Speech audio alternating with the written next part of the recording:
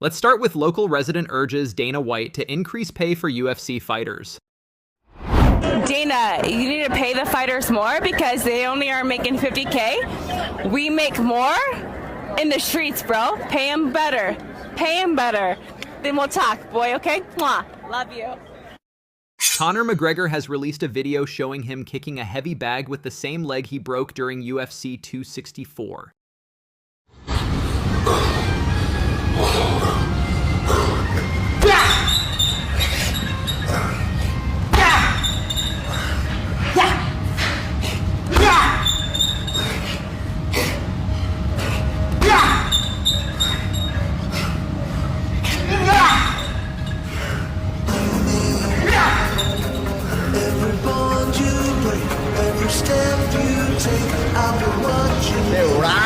Every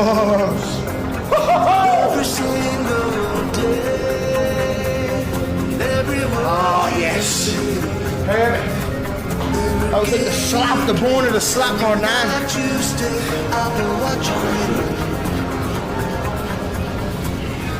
Good old loyal. The main reason I'm able to do that, yeah. Titled sport. Conor McGregor's head coach says that Conor's technique is looking sharp as ever. You know, what's his mentality? How's he looking in the gym? He's looking super slick. There is fighters that when they're not fighting, and after a while, it's difficult to explain to somebody. A lot of guys watching this that are 15 pro fights in, it starts becoming a job. It does. The passion and my love of this, it's a job. And it's hard to keep the level of intensity, even if it's not physical, the level of mental intensity of always thinking about training, always thinking about sequences, always thinking about techniques. That's something Conor's had naturally his whole career. Some fighters, like, if I'm not fighting, I don't even want to look at shows. I'll just get ready when there's a fight coming up. And that's really held to him because he's come back on the mats as sharp as ever. Of course, we've got to get the rounds in and get the conditioning up so as to be ready for competition. But his technique is as sharp as ever. What's your big prediction for the Conor McGregor-Michael Chandler fight? I've said this from the start. I see similarities to the Mendes fight. I'd be surprised if it can go 2 rounds. I'd be surprised. He's just hits too hard, it's too sharp. Is there going to be scrappiness and a few takedowns and stuff? Maybe. But every round starts on the feet. And his ability to get back there is underestimated. So I'd be surprised if we see 2 rounds. A Conor fan reacted to this by saying, "I'm Conor's biggest fan, but Conor's coach says that before every single fight." Alexander Volkanovski offering some advice to upcoming title challenger Steve Erceg on fighting in enemy territory. Rio as well, is it? Yeah. Soak it up, you already know what you expect. It's like, cool, choose that. Got bigger things to worry about than some people do. Who cares, you know what I mean?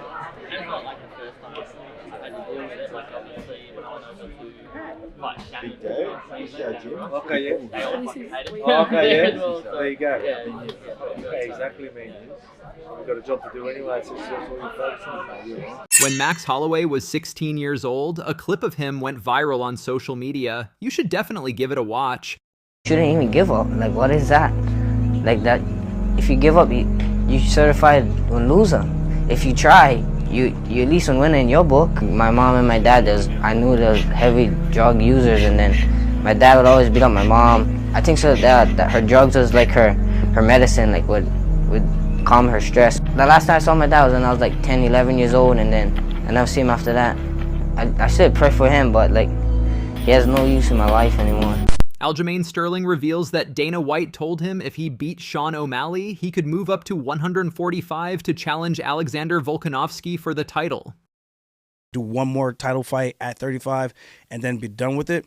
That's why I asked Dana for the 145 shot at Volkanovski, and he said if I had beaten O'Malley, he would have given me a shot to get to go up there to 145. And I really do think, like back then, that version of myself, obviously the one that fought Sean wasn't the best version of me, but I'm saying back then, I think I was skilled enough, and I think I still am skilled enough to compete with a guy like Volkanovski today. Just based on the size, I think I have the size to compete with him. I think I have the strength to compete with him. And I think I have the skill set to compete with him. And now I think people are going to start to see the difference where I'm not depleting my body and losing all that energy and all my stuff that gives me my physical gifts while I'm in the training room that I'm losing on fight night. Sean O'Malley breaks down Devin Haney versus Ryan Garcia. Ryan Garcia, Devin Haney just got done. Very impressive fight from Ryan. He was using an interesting technique.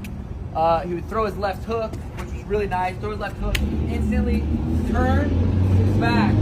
Couldn't get hit. There you go.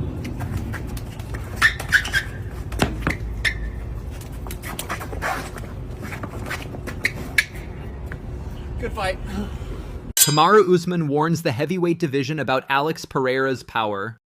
I think, why not? Let him fight in Rio, in Brazil. But as far as moving up, I think everybody in that middleweight, light heavyweight, and heavyweight division are in trouble when they fight a guy like Alex Pereira. If you don't take the path of least resistance and you let him actually fight in the way that he does have the biggest advantage, I think they're all in trouble.